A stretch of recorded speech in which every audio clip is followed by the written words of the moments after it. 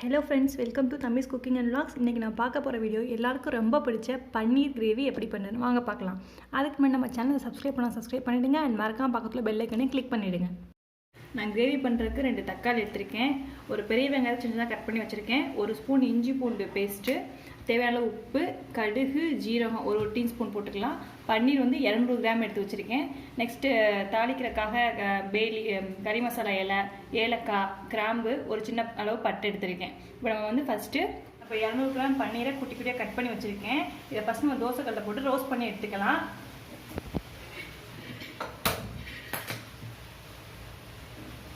கரைக்கும் அப்புறம் 1 ஸ்பூன் நெய் போட்டுட்டு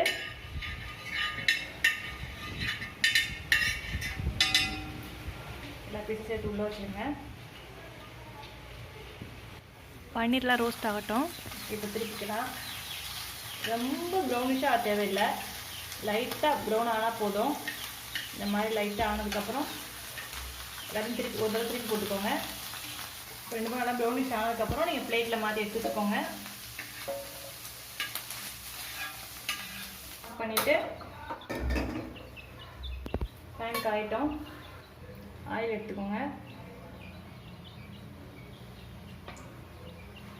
ஆயில் காஞ்சதுக்கப்புறம் கடுகு போட்டுக்கோங்க. 1 டீஸ்பூன் ஜீரகம் போட்டுக்கோங்க. நெக்ஸ்ட்டு ஒரு கருவேப்பிலை போட்டுக்கோங்க, 2 கிராம்பு, 2 ஏலக்காய், ஒரு சின்ன பீஸ் பட்டை, வெங்காயத்தை ஆட் பண்ணிக்கோங்க.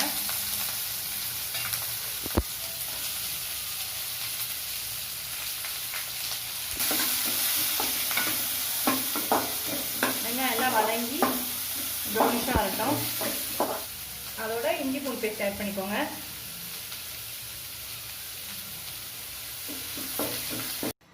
இஞ்சி பூண்டு பேஸ்ட் போட்டதுக்கு அதை மிக்ஸ் பண்ணிகிட்டே இருங்க, இல்லைன்னா அது அடியில் பாத்திரத்தில் பிடிச்சிரும்.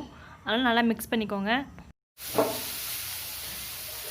வெங்காயம் நல்லா வதங்கினதுக்கப்புறம் நம்ம அந்த 2 தக்காளியை மிக்ஸி ஜாரில் போட்டு அரிசி எடுத்து வச்சுக்கலாம். அப்போ தான் கிரேவியில் இன்னும் கொஞ்சம் நல்லா திக்னஸ் கிடைக்கும். அதுக்காக டேரெக்டாக சேர்க்காம மிக்ஸியில் போட்டு அடித்து சேர்த்துக்கலாம்.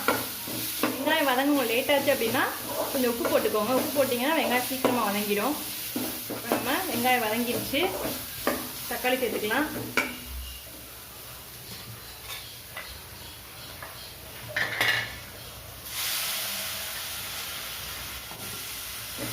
மிக்ஸ் பண்ணிக்கோங்க,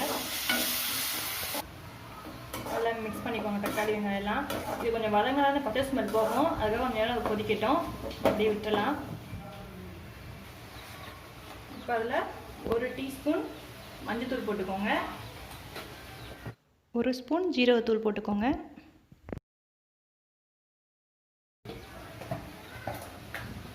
மிளகாத்தூள் 1 ஸ்பூன். நல்லா மிக்ஸ் பண்ணிக்கோங்க.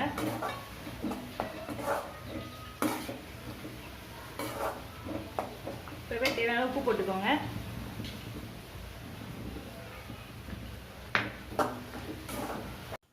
உங்களுக்கு கரம் மசாலா தூள் வேணும் அப்படின்னா 1 டீஸ்பூன் ஆட் பண்ணிக்கோங்க. நான் ஆட் பண்ணல, ஏன் அப்படின்னா நான் ஆட் பண்ண பிரியாணி இலை, கிராம்பு, பட்டை இதுலேயே அந்த ஃப்ளேவர் கிடச்சிரும். அதனால் நான் ஆட் பண்ணலை. உங்களுக்கு வேணும் நீங்கள் ஆட் பண்ணிக்கோங்க.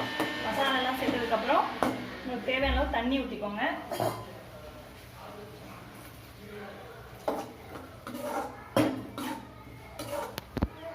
தண்ணி சேர்த்ததுக்கப்புறம் 3 ஸ்பூன் தயிர் சேர்த்துக்கோங்க.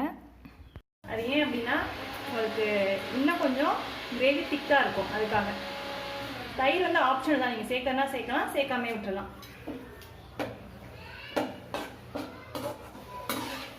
இதை மூடி வச்சுருங்க, ஒரு 5 நிமிஷம் நல்லா கொதிக்கட்டும்.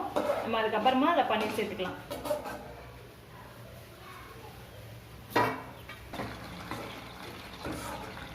நல்லா கிரேவி வெந்துருச்சு, அந்த பச்சை ஸ்மெல்லாம் போயிடுச்சு, திக்காகவும் இருக்குது. இந்த சமயத்தில் பன்னீர் ஆட் பண்ணிக்கலாம்.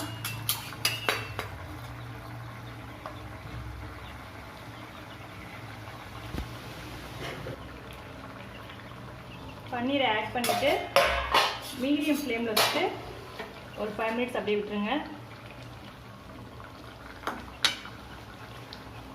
அதிலே பன்னீர் நல்லா வெந்துடும். நம்ம ஃபஸ்ட்டே ரோஸ்ட் பண்ணியிருக்கோம் அப்படிங்கிறனால அதில் சீக்கிரமாகவே அது கிரேவி அப்சர்வ் பண்ணிடும். ஓகே, இப்போ பாருங்கள் கிரேவி நல்லா வற்றி பன்னீர் நல்லா வெந்து வந்திருக்கு, ரொம்ப சாஃப்டாக ஆகிடுச்சு, பார்க்க சூப்பராக கலர்ஃபுல்லாக இருக்குது. உங்களுக்கு பன்னீர் ரெடி ஆகிடுச்சு. அப்புறமா ஆஃப் பண்ணிடலாம். நமக்கு இப்போ சூப்பரான பன்னீர் கிரேவி ரெடி ஆகிடுச்சு. இந்த வீடியோ உங்களுக்கு பிடிச்சிருந்து நம்ம சேனலை சப்ஸ்கிரைப் பண்ணுங்கள், லைக் பண்ணுங்கள். தேங்க்யூ.